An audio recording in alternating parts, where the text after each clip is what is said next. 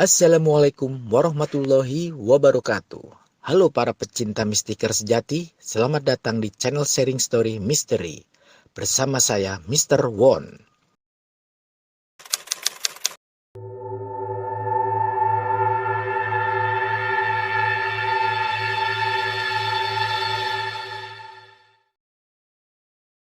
Gimana Gansis kabarnya hari ini? Semoga sehat selalu ya. Amin. Yaps, para mistiker sejati nih. Kali ini gue mau bawain cerita seru lagi.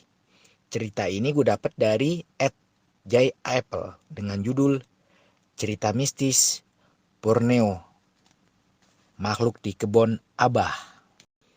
Oh ya Gansis, jangan lupa komen, like, and subscribe ya. Oke, langsung saja kita mulai ceritanya. Assalamualaikum warahmatullahi wabarakatuh, agan-agan semua. Perkenalkan, nama Ane Jai. Ane berasal dari salah satu kota di Kalimantan yang rencananya akan jadi calon ibu kota negara. Di sini Ane mau sharing cerita-cerita yang Ane dapat dari orang-orang sekitar Ane, dan Ane harap agan-agan semua menikmati cerita ini. Oke, kita mulai. Cerita pertama tentang kebun almarhum bokap Ane yang sekarang udah dijual.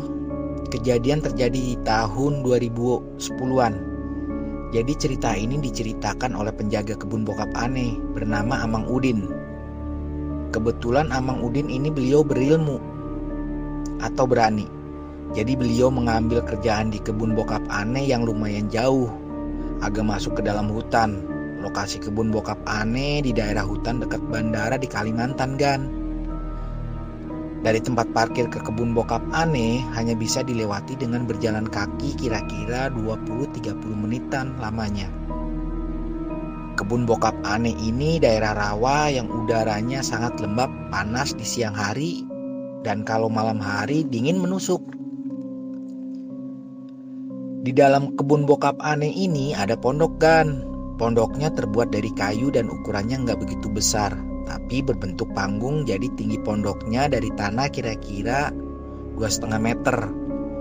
Untuk menghindari banjir, disinilah Amang Udin tinggal untuk menjaga kebun bokap Ane pada saat itu. Amang Udin memberitahu Ane kejadian ini terjadi di saat lewat tengah malam. Saat Amang Udin sedang duduk merokok di dalam pondok sambil membuka jendela agar asap rokoknya bisa keluar. Di dalam pondok ini tidak ada listrik. Amang Udin hanya bermodalkan lampu emergensi yang sudah dicas pada saat beliau berada di rumah. Waktu kira-kira menunjukkan pukul 1:30 pagi, Amang Udin dikejutkan oleh suara geraman berasal dari tengah kebun singkong. Suara geraman itu terdengar seperti suara geraman anjing yang sedang marah, Gan, seperti dengan suara hela nafas yang kencang melewati hidung. Seperti banteng. Di saat itu tanaman singkong sudah mau panen, jadi tinggi-tinggi tanamannya, Gan. Amang Udin pun melihat dari dalam pondok, kira-kira jaraknya 15-20 meteran dari pondok. Pada awalnya Amang Udin tidak berpikiran yang aneh-aneh. Mungkin anjing liar, tapi ternyata yang dilihat adalah makhluk yang berbentuk cukup aneh. Bermodalkan cahaya bulan, Amang Udin melihat makhluk yang berbadan manusia. Kakinya seperti kaki kambing dan kepalanya seperti domba, Gan. Nah, kira-kira bentuknya seperti itu, tapi dalam keadaan merangkak. Matanya merah bara api dan menggeram seperti sedang marah. Amang Udin menceritakan ini ke almarhum bokap Ane, Gan. Nah, perlu diketahui, Gan, Amang Udin ini orangnya sangat tradisional dan jarang menonton televisi, apalagi film. Dan dia cerita ini sangat vivid mendeskripsikannya. Pada saat itu Amang Udin orangnya sangat berani, jadi beliau bertanya sambil setengah berteriak ke makhluk itu. "Ada apa gerangan kamu kesini?" Menampak diri. Makhluk itu tetap diam di tempat sambil menggeram, dan di saat Amang Udin mengarahkan senternya ke makhluk itu, dia lari ke arah belakang, masuk ke dalam hutan, Kan. Tapi belum selesai di situ ceritanya. Selang 30 menit setelah kejadian itu, Amang Udin masih memikirkan kejadian itu di saat beliau ingin menutup jendela dari dalam hutan. Terdengar suara geraman, tapi bukan hanya satu makhluk. Suara geraman itu terdengar banyak dari kegelapan hutan. Banyak mata bercahaya merah bara api yang sedang menatap ke arah pondok Amang Udin berada, Gan. Setelah itu, Amang Udin bergegas menutup jendela dan bergegas tidur sambil membaca doa. Nah, kejadian ini terjadi hanya pada malam itu aja. Setelah itu tidak pernah lagi terjadi.